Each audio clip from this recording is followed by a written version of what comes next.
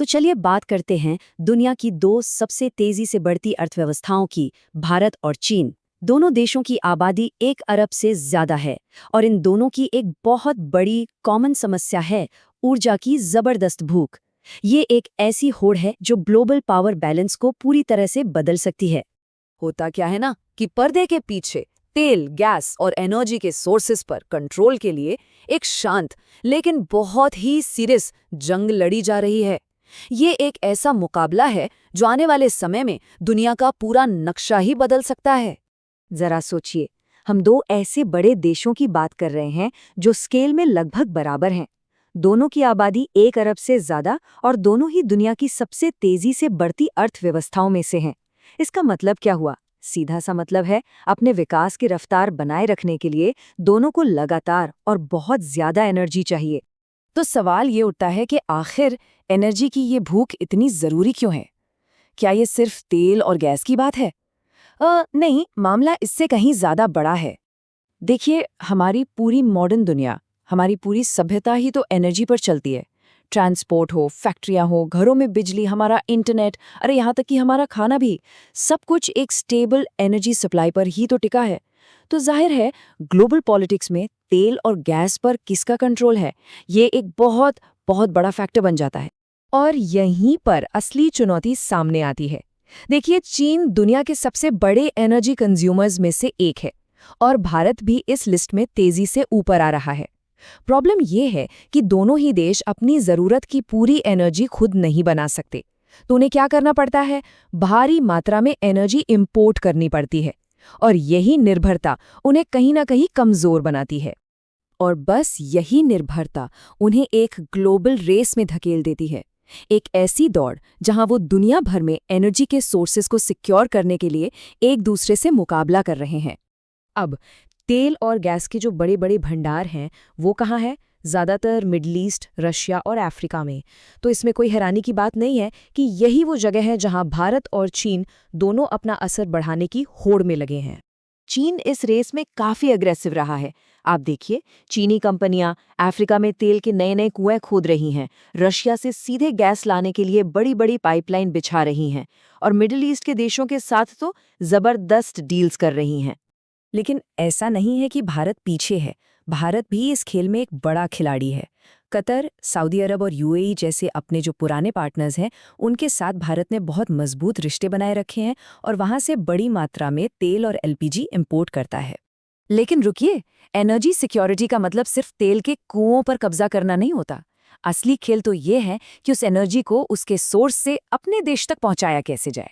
मतलब वो समुद्री रास्ते और पाइपलाइन, उन पर कंट्रोल भी उतना ही जरूरी है। इसका सबसे अच्छा एग्जाम्पल है स्ट्रेट ऑफ हॉर्मुज। ये समंदर का एक बहुत ही पतला सा रास्ता है, लेकिन दुनिया के ज्यादातर ऑयल टैंकर्स यहीं से गुजरते हैं। अब जरा एक पल के लिए सोचिए, क्या हो अगर किसी भी वजह से ये रास्ता ब्लॉक हो जाए? सोचकर ही डर लगता है ना? इसका असर बहुत भयानक होगा। पूरी दुनिया में तेल की सप्लाई ठप पड़ जाएगी और इससे एक ग्लोबल इकोनॉमिक क्राइसिस खड़ा हो सकता है। और बस यही वजह है कि भारत और चीन दोनों ही इंडियन ओशन में अपना दबदबा बढ़ाने और इन समुद्री रास्तों को सेफ रखने के लिए इतनी जी तोड़ मेहनत कर रहे हैं। तो इन समुद्री रास्तों पर अपनी निर्भरता कम करने और अपने एनर्जी फ्यूचर पर पूरा कंट्रोल पाने के लिए चीन ने एक बहुत ही बड़ा और एम्बिशियस प्रोजेक्ट शुरू किया है। इसका नाम है बेल्ट एंड रोड इनिशिएटिव। तो ये है क्या? ये एक बहुत बड़ा ग्लोबल इंफ्रास्ट्रक्चर प्रोजेक्ट है। इसके तहत चीन पूरे एशिया, यूरोप और अफ्रीका में पोर्ट्स यानी बंदरगाह, रेलवे और पाइपलाइनों का एक ऐसा जाल बिछा रहा है जो सीधे चीन तक एनर्जी पहुंचाएगा। तो बीआरआई का मकसद बिल्कुल साफ है। पहला, अपने लिए एनर्जी सप्लाई के नए और सुरक्षित रास्ते बनाना, और दूसरा, इसी बहाने पूरी दुनिया में अपना आर्थिक और राजनीतिक दबदबा बढ़ाना। तो सवाल ये है कि चीन की इस जबरदस्त स्ट्रैटेजी का भारत कैसे जवाब दे रहा है? भारत की अपनी एक अलग और मल्टी डायमेंशनल स्ट्रैटेजी है। दोनों देशों के अप्रोच में एक साफ फर्क दिखता है। जहां चीन बड़े बड़े इंफ्रास्ट्रक्चर और कंट्रोल पर फोकस कर रहा है, वहीं भारत का जोर पार्टनरशिप पर है।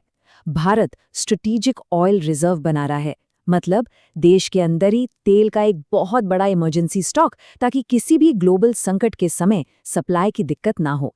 इसके अलावा भारत रिन्यूएबल एनर्जी में भारी पैसा लगा रहा है, यानी भविष्य की तैयारी कर रहा है। और साथ ही इंडो पैसिफिक कोऑपरेशन पर भी फोकस कर रहा है, मतलब जापान, ऑस्ट्रेलिया और अमेरिका जैसे देशों के साथ मिलकर ये पक्का करना कि समुद्री रास्ते सबके लिए खुले और सुरक्षित रहें।